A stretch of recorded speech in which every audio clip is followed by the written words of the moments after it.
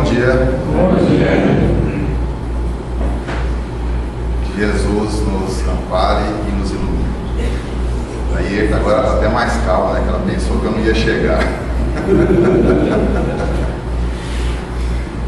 Nós vamos fazer alguns comentários hoje sobre o capítulo 19 do Evangelho segundo o Espiritismo, que é a fé transporta montanhas. No item 1 do capítulo, então, tem a seguinte passagem do Evangelho: se tiverdes fé do tamanho de um grão de mostarda, direis a esse monte: passa daqui para colar, e ele passará, e nada vos será impossível. Está em Mateus, no capítulo 17, versículos 14 a 19. Então, o que eu costumo falar é que quando a gente vai estudar os evangelhos, a gente tem que ter a preocupação de buscar também entender o que está falando. Não adianta só ler, porque se a gente não buscar esse entendimento, a gente vai estar fazendo somente uma leitura. E aí a absorção desses ensinamentos será muito pequena. E como é que a gente faz isso? É perguntando para aquilo que a gente está lendo, buscando o significado. Porque muitas vezes a gente já leu isso daqui muitas vezes. Quem já leu essa passagem aqui no Evangelho? Muitos de nós. Mas aí eu pergunto para vocês, o que é fé? Para vocês que já leram, sabem responder o que é fé? Eu penso assim. Não, fé não é acreditar. A gente lê, crê, depois começa a fazer exercício da fé. A gente lê, crê, depois começa a fazer exercício da fé. Pois é, mas faz o exercício da fé. Mas o que é fé? O problema é esse, faz o exercício da fé, mas o que é fé? Fé, eu digo assim, quando Jesus disse: esse é o toma o meu sangue, né? O cálice. Depois o pão é o meu corpo, o corpo do Evangelho. Baseado no Evangelho, a gente vai se adaptando às leis naturais da lei divina, a gente vai se extinguindo a mente da gente. Tudo bem, mas ainda não respondeu o que é fé.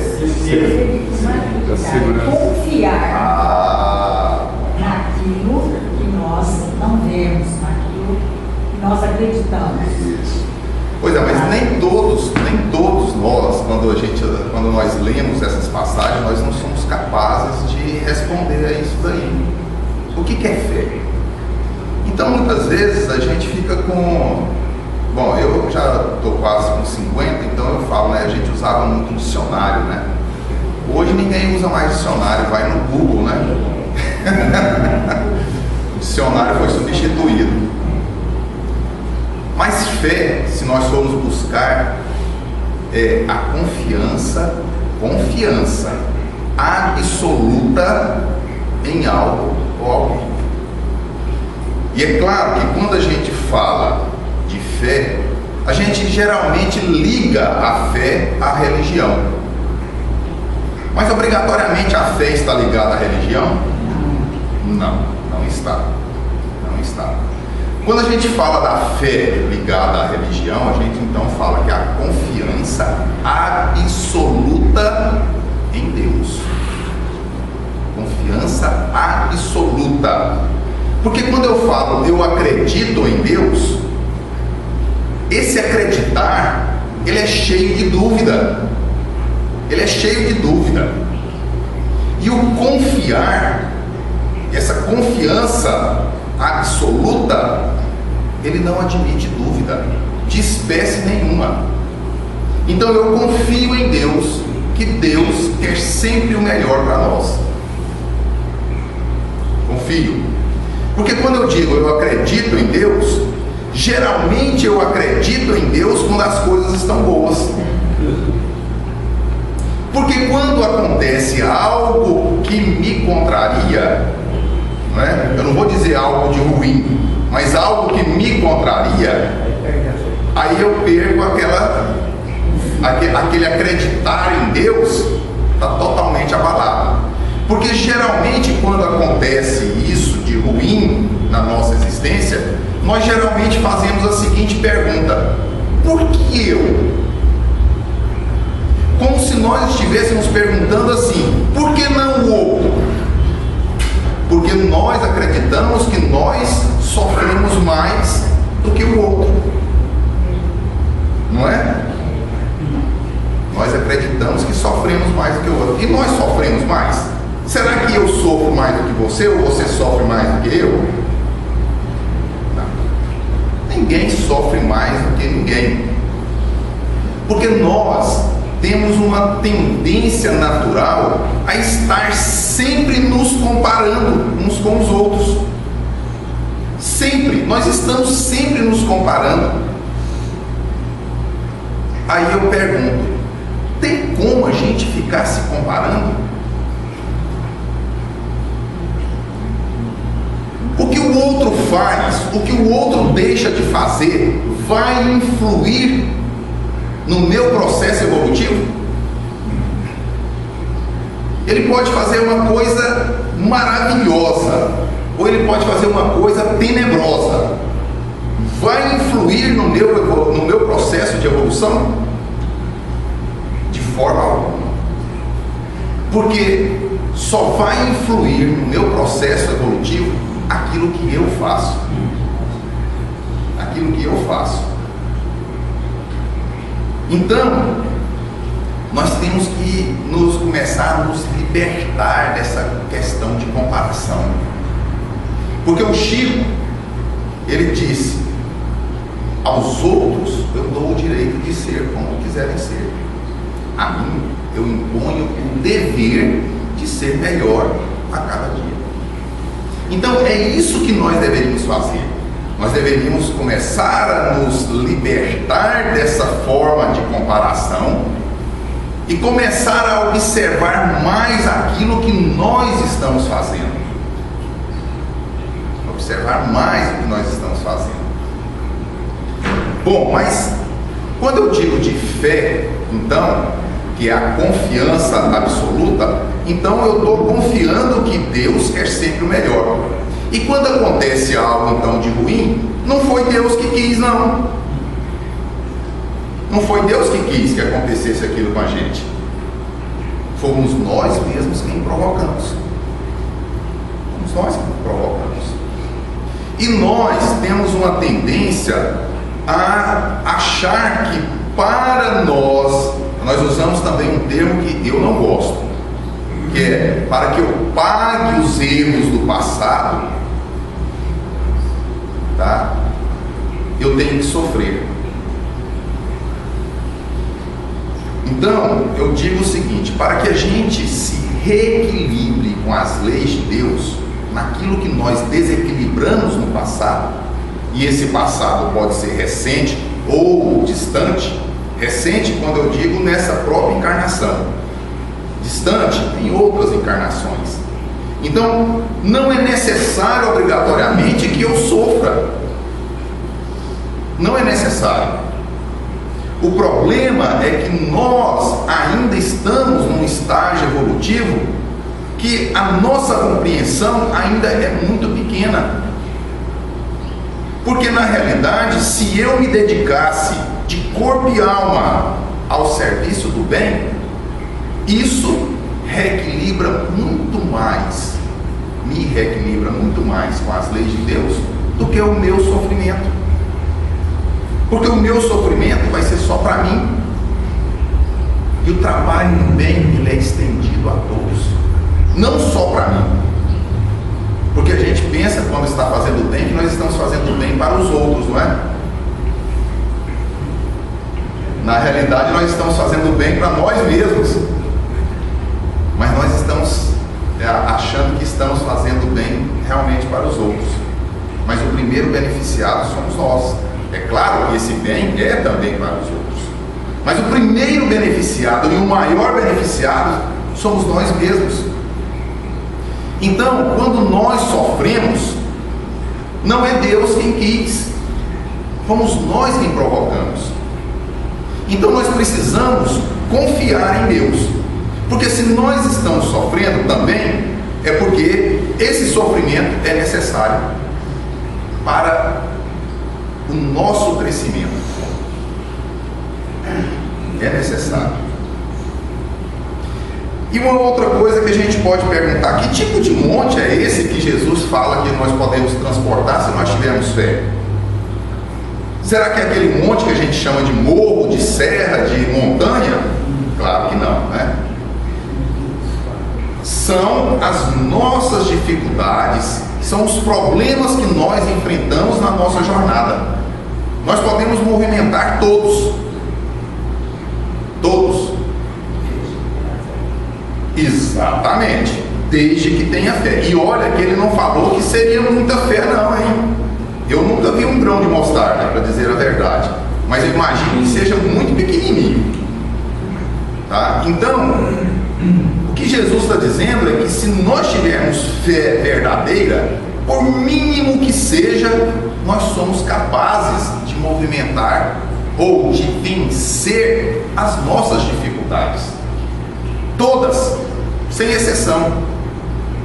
Aí a gente pergunta assim: mas e aquele irmão que tem no seu programa reencarnatório que renascer em um corpo mutilado? Como é que esse ser vai vencer aquela dificuldade?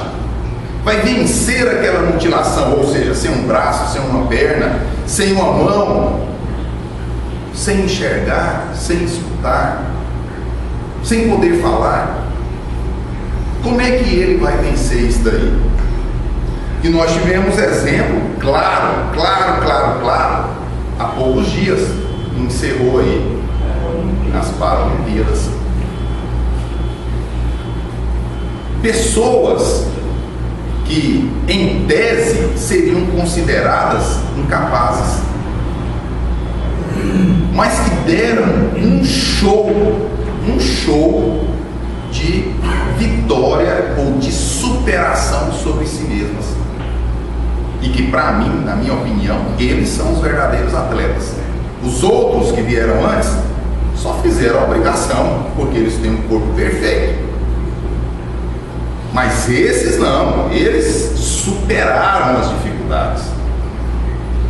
Então, nós muitas vezes perdemos tempo demais da conta reclamando daquilo que nós achamos que não somos capazes de fazer. E muitas vezes nós nem tentamos fazer. Mas quando a gente olha para a dificuldade, a gente acha que é muito grande. Aí nós não somos capazes de fazer. Mas geralmente é porque nós não tentamos. Porque quando a gente começa a enfrentar de frente as dificuldades, nós percebemos que nós somos capazes sim. E capazes de fazer coisas muito além daquilo que nós imaginávamos. Muito além. Aí eu falo o seguinte, que nós, não é que nós somos preguiçosos, porque é muito forte essa palavra, né? Nós somos acomodados. Nós somos acomodados. E como somos acomodados? Então, essa dificuldade, ela é dessa forma. Quer ver uma coisa? Aqui não tem mais gente assim na idade de prestar vestibular, né? Não, mas eu digo assim, é porque é aquela coisa natural que a gente segue, né? É claro que qualquer um de nós, se quiser fazer uma outra faculdade, ou quem não fez, quiser fazer, é claro que tempo é sempre tempo. Mas quando nós chegamos naquela etapa da nossa vida que nós temos que decidir o que eu vou fazer, ou que profissão eu vou exercer durante a minha existência. Aí a gente chega nesse danado desse vestibular. Aí eu olho para um curso que eu gostaria de fazer e vejo lá que tem 100 vagas e tem 10 mil inscritos nele. Qual que é a concorrência para mim, que me inscrevi nesse curso? Qual é a concorrência? 200 por 1. Negativo, errou. Vamos ver se tem alguém aqui que vai acertar. 100? Hã? Você mesmo. Exatamente. É exatamente isso.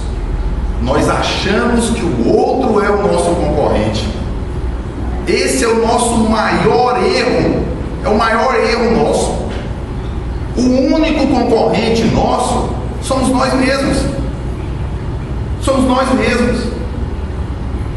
Porque se tivesse uma vaga e 10 mil, e eu estivesse dentro desses 10 mil, tranquilo, eu preciso de mais do que uma vaga? Não preciso. E a gente fica nessa paranoia de concorrência e não fazemos a nossa parte. Nós queremos que as coisas aconteçam assim, ó, num passe de mágica, num estalar de dedos.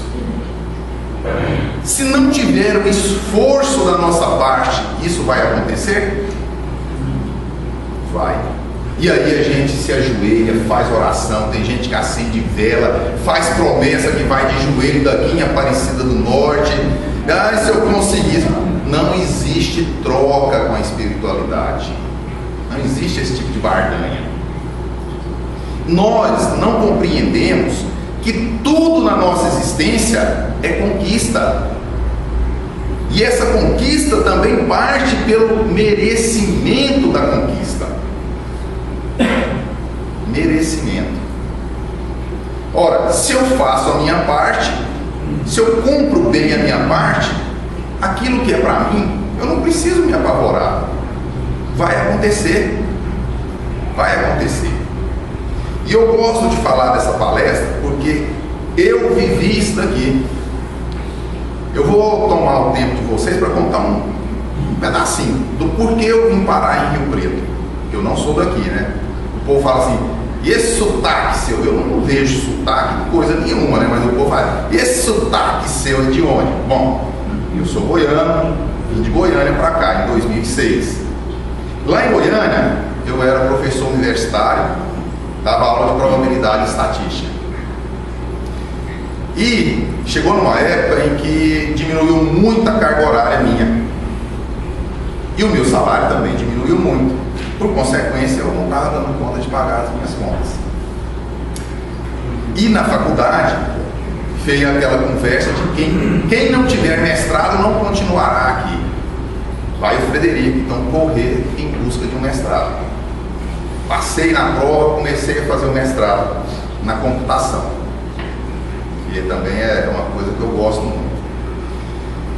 E tô lá, eu já tinha terminado de cursar 50% já dos créditos lá que eu tinha que cursar. E eu tinha ainda mais, pelo menos, de 1 ano e meio a 2 anos ainda de curso lá, para concluir esse mestrado. Aí eu pensei, gente, mas ficar nesse sofrimento todo, eu tenho que tomar uma decisão, porque eu não posso esperar que as coisas mudem só porque eu estou sofrendo. Eu é quem tenho que buscar a mudança. Aí eu peguei e falei assim, eu vou estudar para um concurso. Cheguei na faculdade e falei para o coordenador, você me demita. Aí os colegas que eu vi, eles falaram, Frederico, você é louco, você não sabe se vai acontecer. Eu falei, não sei, eu tenho certeza absoluta. Eu só não controlo 2 coisas, tempo e lugar. Porque o lugar pode ser qualquer lugar no Brasil. Porque eu não determinei que eu queria passar só lá em Goiás. Qualquer lugar do Brasil me serve. Então esse eu não controlo. Agora, tempo também não controlo. Porque o tempo só existe para nós encarnados. O que é o tempo para o espírito? Não tem significado. E assim eu fiz, demiti. Cheguei e falei para minha esposa, vou estudar para um concurso. Já pedi as contas na faculdade. Ela sentou. Eu falei para ela, o seu salário você vai pagar essa e essa conta. As outras você joga dentro daquela gaveta. Quando eu passar no concurso eu pago. Você vai estudar? Vou estudar. Não voltei lá no mestrado nem para falar tchau para o meu orientador. Dia 1º de julho de 2005, eu entrei para dentro do quarto que eu chamava de escritório lá e comecei a estudar 10 horas por dia, de segunda a segunda. Aí eu estou vendo aqui, tem uma irmã aqui que tem antecedência oriental. Aí a minha esposa fala assim: Frederico, vai fazer uma caminhada. Não vou. Enquanto eu estiver caminhando, tem um japonês estudando. Porque o oriental é disciplinado. É extremamente disciplinado. E isso é uma verdade. É uma verdade isso daí. E eu peguei e falava isso para ela: não vou de jeito nenhum. Uma hora de caminhada é uma hora de estudar menos. Não vou. E o tempo que eu vou estudar vai ser muito pequeno. Então, no dia 30 de abril de 2006 e 1º de maio de 2006, eu fiz as provas do concurso aqui. É claro que nesse ínterim, eu prestei várias provas. Quando eu pegava o resultado e não tinha passado, ficava triste, claro. Eu estava precisando desesperadamente, a gaveta estava enchendo, né? E aí ela falava assim: Frederico, pelo amor de Deus, não desanima não. Eu falei: não, eu tenho direito a um dia de luto por não ter passado. Mas aí, nesses 2 dias que eu fiz a prova aqui, com os colegas que vieram de Goiânia, eu falei: nesse eu passei, certeza absoluta. E realmente estou aqui. Então, é determinação, é fé naquilo que a gente quer. E isso é um exemplo. Você fala: mas isso é um exemplo material. Tudo bem, nós estamos encarnados. Eu sou espírito, mas por enquanto eu estou encarnado. Eu estou encarnado. E eu preocupava com concorrência. Tinham quase 30 mil candidatos, 350 vagas. Quero nem saber. Eu só preciso de uma vaga. Então eu pensava assim: tem 350 vagas? Não. Tem 349. O restante, uma é minha. Todo concurso que eu ia prestar, eu já ia com esse pensamento. Era X vagas menos uma, porque uma era a minha. O resto, o povo que se matasse por elas. A minha era aquela. Então, isso é fé. Aí a gente percebe, determina, mas fé também é determinação. Fé é determinação. E nós vamos ver aqui que Kardec coloca isso claramente para a gente. Nós precisamos compreender isso. E em qualquer área que nós estejamos atuando. Por exemplo, vocês têm a criar um grupo e vamos tocar o centro para frente. Mas como é que nós vamos fazer? Não importa, nós vamos tocar. Os recursos, as coisas necessárias vão sempre estar aparecendo. O próprio Chico, eu não conheci pessoalmente, mas tem histórias, eu li os livros e os casos do Chico, né? Diz que tem um caso que uma vez, um trabalho que ele fazia na periferia de Uberaba, chegou um dia que ele não tinha nada para doar para aquelas famílias. Nada. E se fosse a gente nesse caso, o que ele faria num dia desse? Desespero só? Se tivesse telefone, a gente ligava: ó, gente, hoje não vai dar para ir, eu tô meio adoentado, não sei o quê, uma desculpa, mas não iria, não é? Mas e o Chico? Se preparou e foi para o trabalho. Deus proverá. E ele estando lá, de repente, chega um moço no caminhão e pergunta: quem é o Chico? Sou eu. Aí eu vim entregar esse caminhão de mantimentos que um fulano, amigo seu lá de São Paulo, eu vou entregar aqui para você. Pronto. É fé, é a certeza. É a certeza. Mas aí nós temos que lembrar daquilo que Jesus também disse: faça por ti, que o céu te ajudará. Mas nós estamos fazendo a nossa parte? Se sim, maravilha, nós temos a certeza de que nós temos a assistência da espiritualidade. Se não, a gente sabe também que a assistência que nós recebemos da espiritualidade, ela não é aquele negócio ali, ó, todo dia, toda hora, do jeito que a gente quer, não. Porque se nós estivermos fazendo as coisas, né, de qualquer jeito, eles vão se afastar, até esperar com que nós sintamos a necessidade de fazer as coisas certas, e aí eles voltam a se aproximar de nós. Porque nós pensamos assim, eu tenho um espírito aqui do meu lado, ele está me dando assistência 24 horas. Não, o negócio não é bagunçado assim não. Não é. Nós temos que ter aquela consciência de estar fazendo a nossa parte. Então, o Chico, não precisa nem dizer que ele estava fazendo a parte dele, né? Agora, e nós? Nós muitas vezes queremos a assistência sem estar fazendo a nossa parte.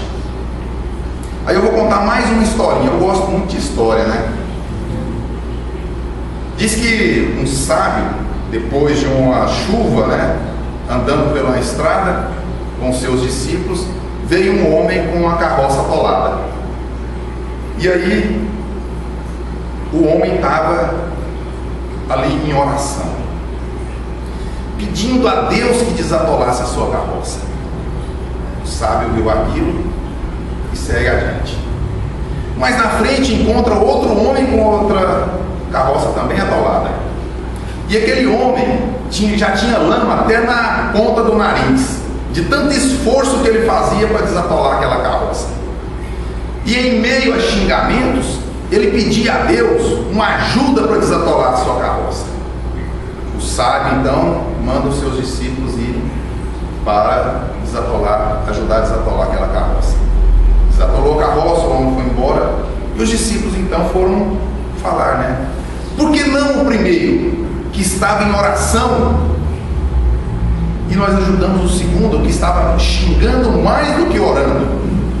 Aí o sábio disse: o primeiro esperava que Deus viesse desatolar a carroça dele. O segundo esperava de Deus uma ajuda para desatolar a sua carroça. E nós? Será que nós estamos esperando Deus vir desatolar a nossa carroça?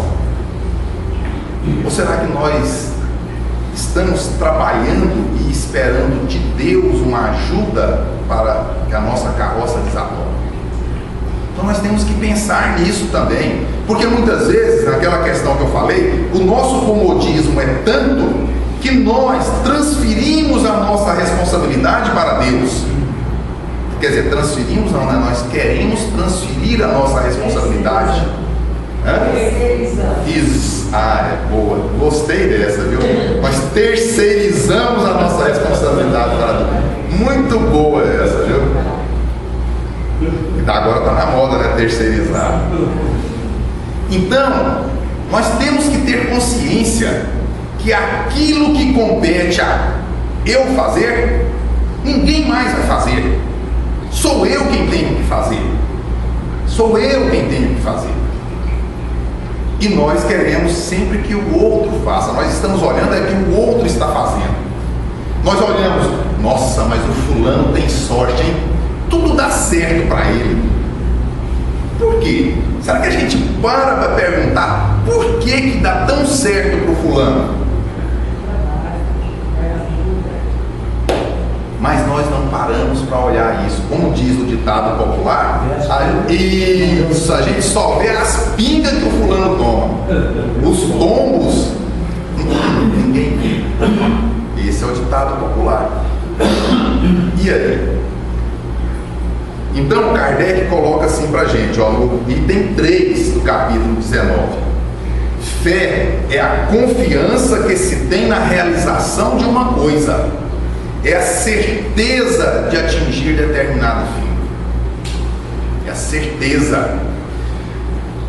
Nós, quando começamos um empreendimento, qualquer que seja ele na nossa existência, quando nós temos fé, nós atingimos. Geralmente nós não atingimos, por quê? Por quê? Porque nós temos, primeiro, muita pressa. Nós começamos hoje e amanhã não, de preferência agora à tarde a gente já tenha conseguido, né? Nós queremos rapidez, agilidade na coisa. E as coisas não acontecem no nosso tempo, acontecem no tempo de Deus. Isso é outro fato. Outra coisa, nós quando começamos um empreendimento, Nós imaginamos, eu não sei, eu vou falar que é inocência, que nós não vamos encontrar dificuldades, porque na nossa cabeça vai ser assim, ó, as mil maravilhas, nada de dificuldade, tudo tranquilo. As coisas acontecem assim. Bom, para mim nunca foi assim. Para mim sempre foi muito difícil. Tá? Então, nós temos que imaginar, sim, vai ter dificuldade, mas eu sou capaz de superar todas elas. Sou capaz. E quando a gente começa um empreendimento, quando a gente se depara muitas vezes com a primeira dificuldade, muitos sentam e começam a chorar. Isso é o simbolismo da desistência, né? Outros passam por aquela primeira dificuldade, mais na frente encontram outra dificuldade, outra parte também faz a mesma coisa, desiste. E a gente percebe que poucos chegam ao final. Por quê? Persistência, determinação. Então a gente vê, igual eu citei o exemplo, tanto das Olimpíadas quanto das Paralimpíadas. Nós temos muitos atletas e muitos para-atletas. Só que poderia ter muito mais, não poderia? Mas muitos não insistem. A desistência no meio do caminho é muito maior. É muito maior. E a fé é aquela força que nos faz impulsionar sempre para frente. A fé é a força que nos faz buscar sempre o melhor para a gente. Buscar essas conquistas. E nós, muitas vezes, fraquejamos. Aí nós passamos a não ter fé, né? Nós temos uma crença, um acreditar. E muitas vezes a gente fala assim: eu tenho a esperança de que amanhã seja melhor. E estou de braço cruzado. Amanhã vai ser melhor? Não. Aí eu falo, eu espero que amanhã seja melhor. E começo a trabalhar. Amanhã vai ser melhor? Com toda certeza. Então tem um professor brasileiro que hoje está muito aí, né? É o Mário Sérgio Cortella. Ele é muito bom. Ele, junto com o Leandro Carnal, são. Eu queria pensar 10% do que eles pensam. Mas ele diz o seguinte, que nós, quando falamos da esperança, nós estamos conjugando o verbo errado.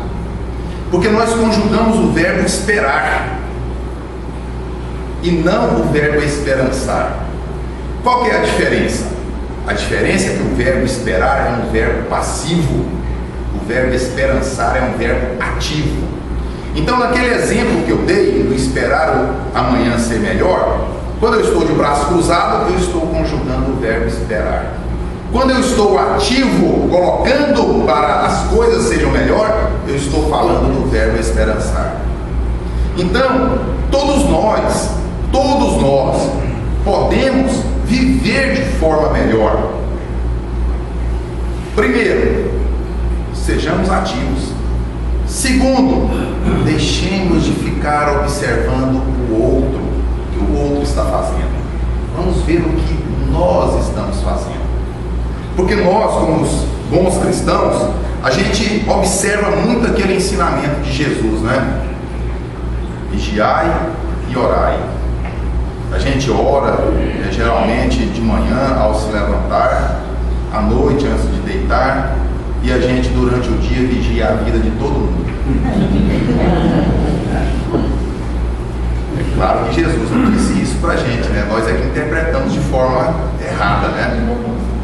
Porque nós temos que vigiar, na realidade, são os nossos pensamentos.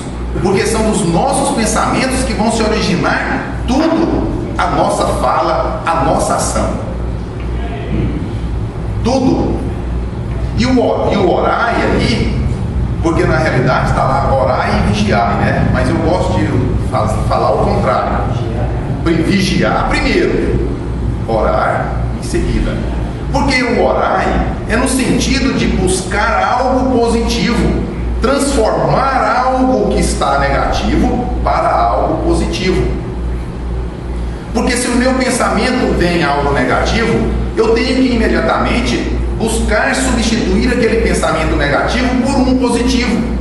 Se eu não sou capaz de fazer isso imediatamente, aí o orar pode sim transformar-se em uma oração pedindo auxílio para que eu possa conseguir fazer aquilo. Transformar algo negativo em algo positivo. Aí sim. Mas então, o esperar, nós temos que estar sempre, né, trabalhando com ele. Porque nós sempre estamos esperando, né? Mas até hoje a gente espera de uma forma passiva. Porque nós, quando dizemos assim, eu espero que o mundo seja melhor, mas nós esperamos um mundo melhor, ou seja, nós queremos uma transformação exterior no mundo, mas o mundo só vai ser melhor quando essa transformação for partir do nosso interior. O mundo será melhor quando cada um de nós se transformar interiormente. Porque quando eu me transformo interiormente, eu enxergo o mundo de uma forma diferente. Totalmente diferente. Será que o mundo que eu enxergo era o mesmo mundo que o Chico enxergava? Aqui enquanto encarnado? Claro que não. Claro que não. Porque eles costumam de ficar usando o verbo sempre no passado, né?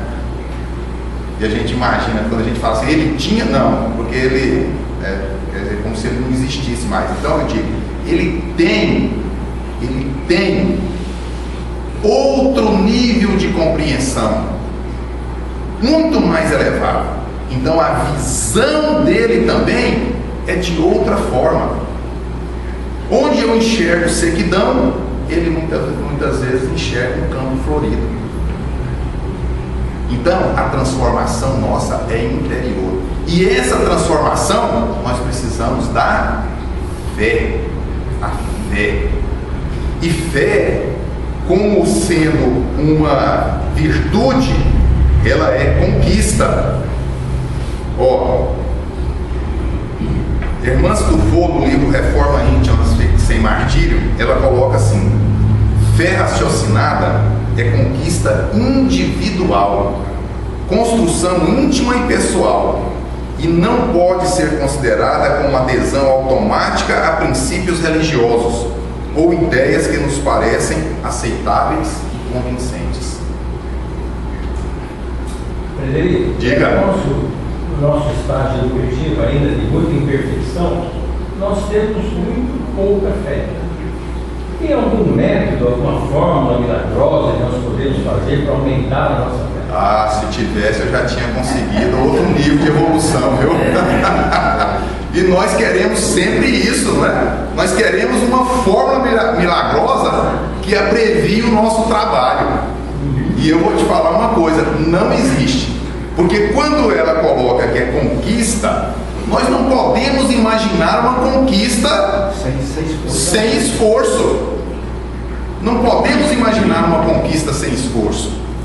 Porque todas as virtudes espirituais, todas, sem exceção, demandam muito esforço da nossa parte. Porque se não tivesse esforço, ou se tivesse uma fórmula milagrosa, eu ia dizer que Deus é um fanfarrão.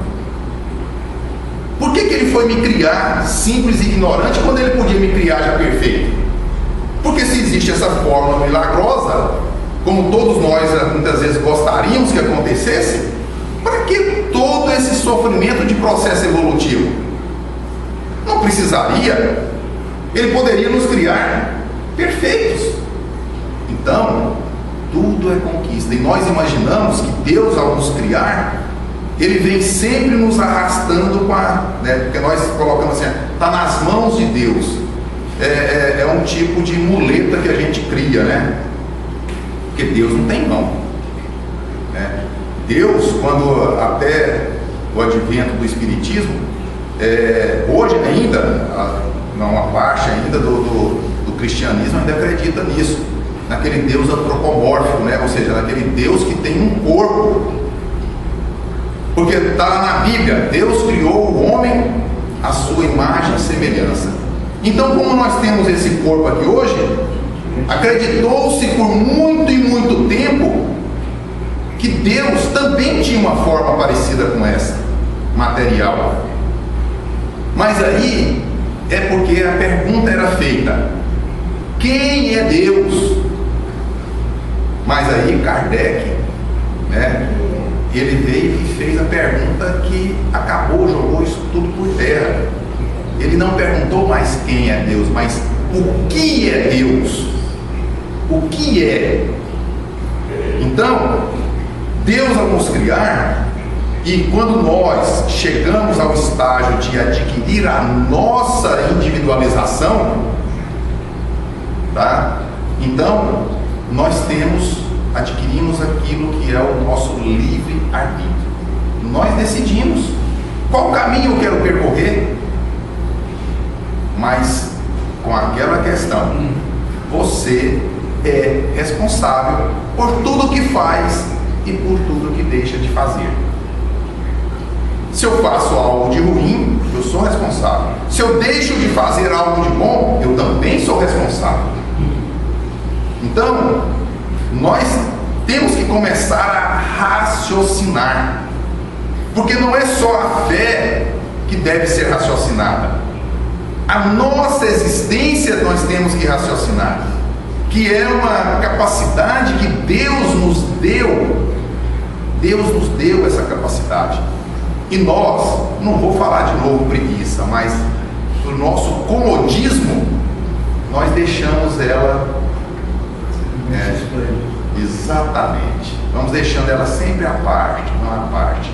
Porque quando nós passamos por muito tempo sempre acreditando no que o outro dizia, sem o trabalho de que nós mesmos raciocinássemos sobre aquilo. Porque em tudo nós temos que usar o nosso raciocínio. E é claro que não existe um passe de mágica para que a gente possa muitas vezes raciocinar como Emmanuel. Não tem como fazer isso. A única forma de nós conseguirmos isso é o exercício diário. Essa é a forma mágica. O problema é que a nossa persistência, a nossa determinação ainda é muito fraca. Eu vou falar uma coisa muito simples que a gente fala: a dieta. Segunda-feira eu começo a fazer uma dieta. Essa segunda-feira nunca chega. E quando chega, a gente começa firme na segunda. Na terça a gente já está meio assim. Quarta-feira a gente já pensa: meu Deus, para que eu estou fazendo essa coisa? Quinta-feira já acabou, mas não tem mais dieta. E a gente quer conseguir um corpo esbelto, lindo e maravilhoso. Então, a nossa determinação é que ainda é muito pequena. E tudo nós temos que raciocinar. Nós temos que imaginar as dificuldades que nós vamos encontrar em tudo isso. Essa questão... pode falar. De novo. Não, é bom a participação. Sendo a fé, a confiança total na realização do projeto, como é que nós podemos diferenciar o que é fé e o que é ousadia ou pretensão ou irresponsabilidade? Você vai imaginar isso, é o seguinte: eu, por exemplo, eu não posso pensar que porque eu tenho fé eu vou conseguir chegar lá na NASA e falar assim: eu quero ser o astronauta aqui, fulano de tal, porque eu tenho muita vontade de fazer uma viagem espacial.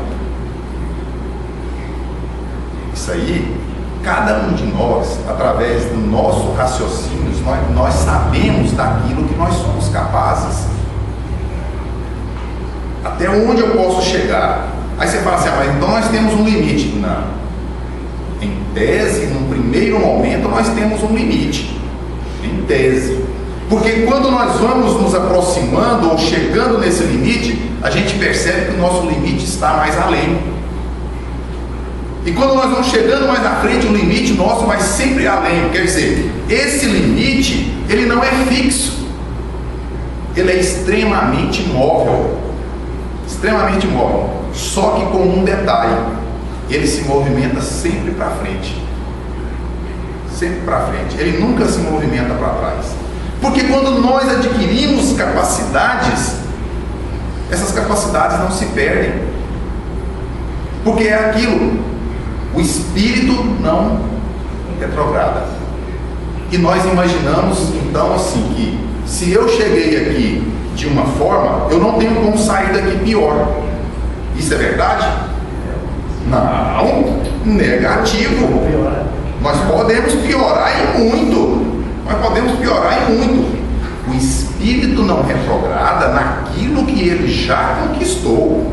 Ele não perde jamais aquilo que ele já conquistou. Mas se eu cheguei aqui com determinados débitos, se eu não tenho uma vida orientada para a prática do bem ou para me conduzir corretamente aqui, eu posso adquirir muitos débitos e isso vai agravar a minha situação espiritual, mas não a perda daquilo que já foi conquistado.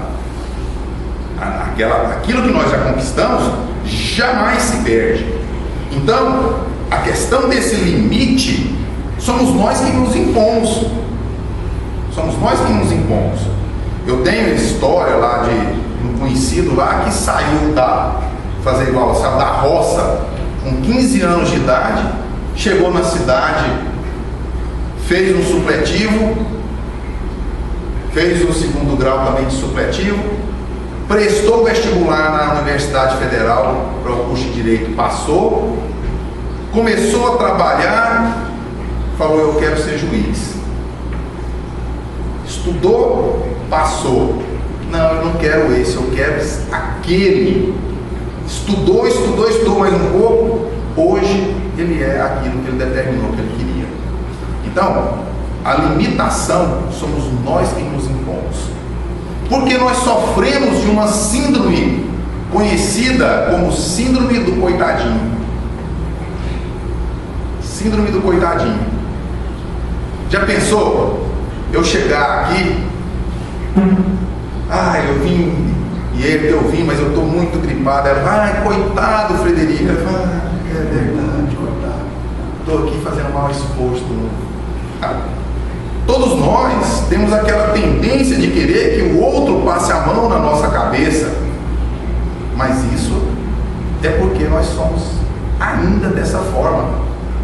Mas vocês podem observar que tudo que eu estou falando aqui, muitas vezes, seria uma situação ideal. Aí a gente pode pensar, mas nós ainda não somos capazes. Tudo bem.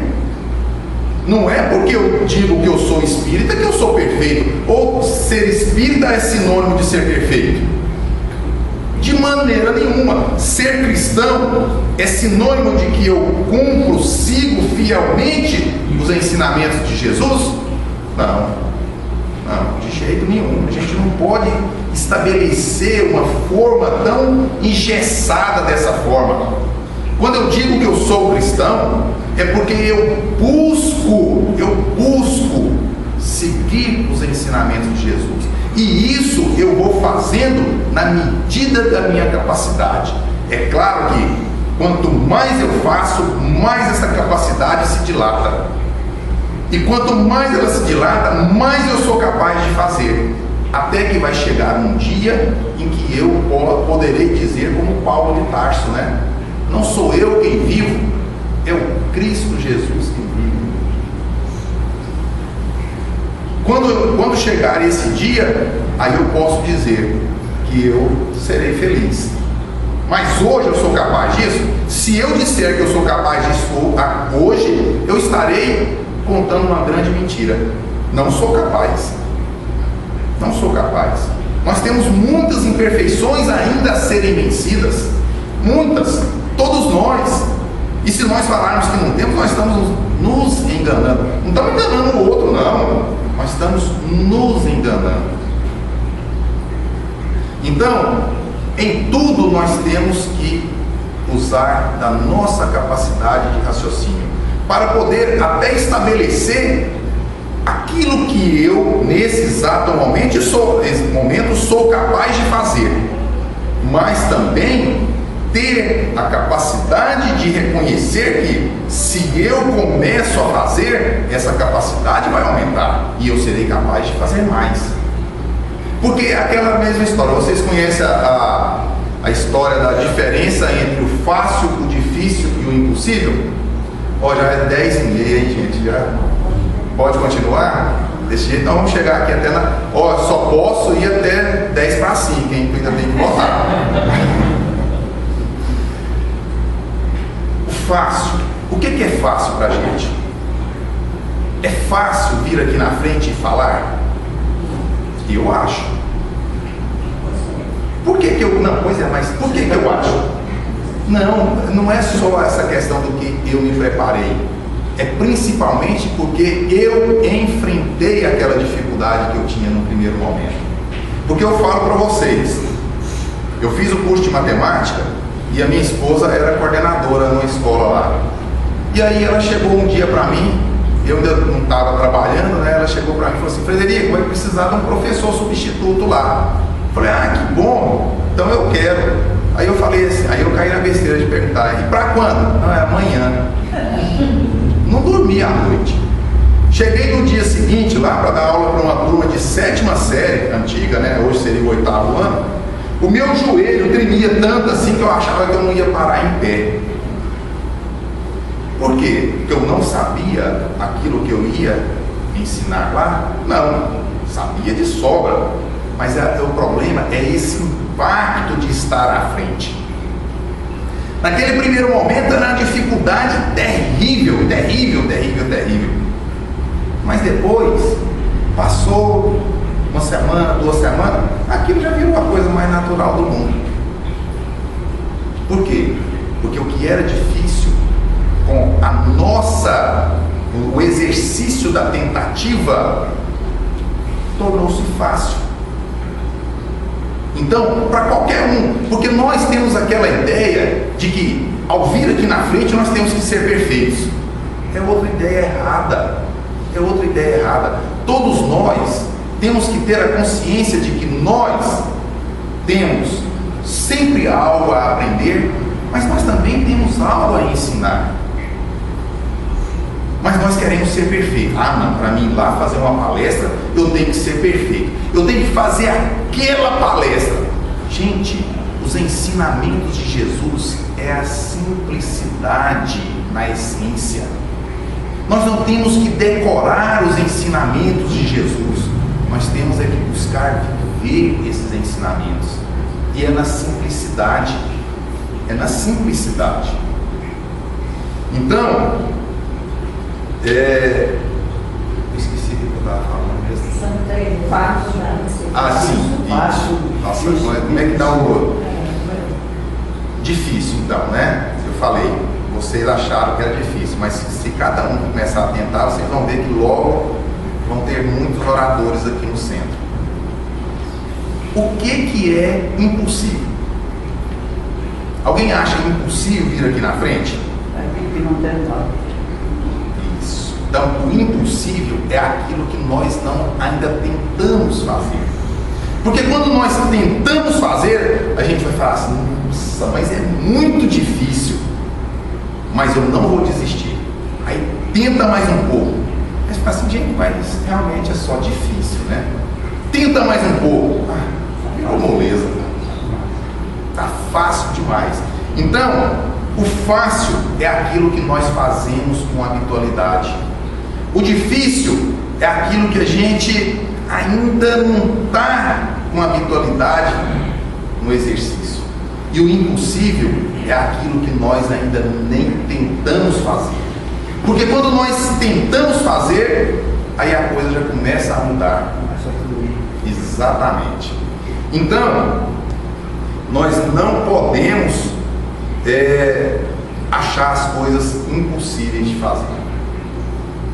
E a nossa fé hoje é muito simples de nós demonstrarmos. Eu vou ler um trechinho aqui do que o Georges, bispo de Périgueux, ditou, e Kardec publicou na revista de 1862, fevereiro de 1862. Ele disse assim: Eu sou a irmã mais velha da esperança e da caridade. Chamo-me fé. Sou grande e forte. Aquele que me possui não teme nem o ferro e nem o fogo. É a prova de todos os sofrimentos físicos e morais. Eu li esse trecho aqui para a gente falar. Aqueles primeiros seguidores de Jesus, que eram conhecidos como os novos cristãos, né? Eles enfrentaram terríveis perseguições. Foram apedrejados, crucificados, desceram ao circo para servir de alimento para as feras. Mas todos eles iam serenos, confiantes, porque eles perceberam, eles enxergaram nos ensinamentos de Jesus as verdades espirituais. As verdades espirituais. E hoje, se fosse preciso demonstrar a nossa fé dessa forma, quem é que se candidataria a ser apedrejado? Ou ser crucificado? Ou servir de alimento para as feras? Graças a Deus, hoje não tem mais esse tipo de perseguição religiosa. Quem é soltado do jardim? Hã? Quem é soltado do jardim? Do precipício. Exatamente. Exatamente. Nós hoje podemos demonstrar a nossa fé nos nossos atos diários. Sabe como? Fazendo uma procissão para chover e levando o guarda-chuva. Exatamente. Todo mundo faz procissão para chover e não leva Não leva o guarda-chuva, é porque querem tomar um banho de chuva.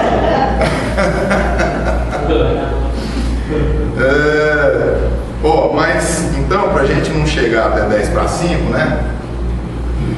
Emmanuel coloca no livro Ação e Caminho, no capítulo chamado Atos de Fé, assim: em todo instante confio em Deus. No que faço, penso em Deus. Com quem vivo, amo a Deus. Por onde sigo, sigo com Deus. No que acontece, Deus faz o melhor. Tudo o que tenho é bênção de Deus.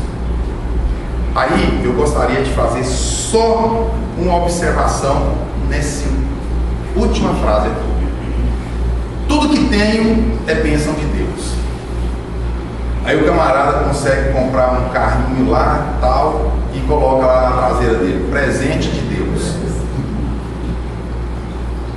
Nós interpretamos as coisas de uma forma errada, material mesmo, realmente.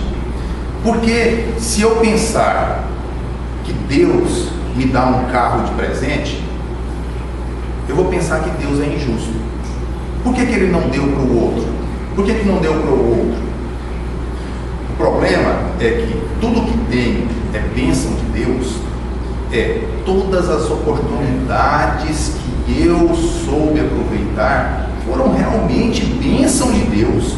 Porque Deus nos dá diariamente infinitas oportunidades. Aí a gente fala assim: mas por que nós não aproveitamos? Porque a gente fica observando o outro aproveitar as oportunidades.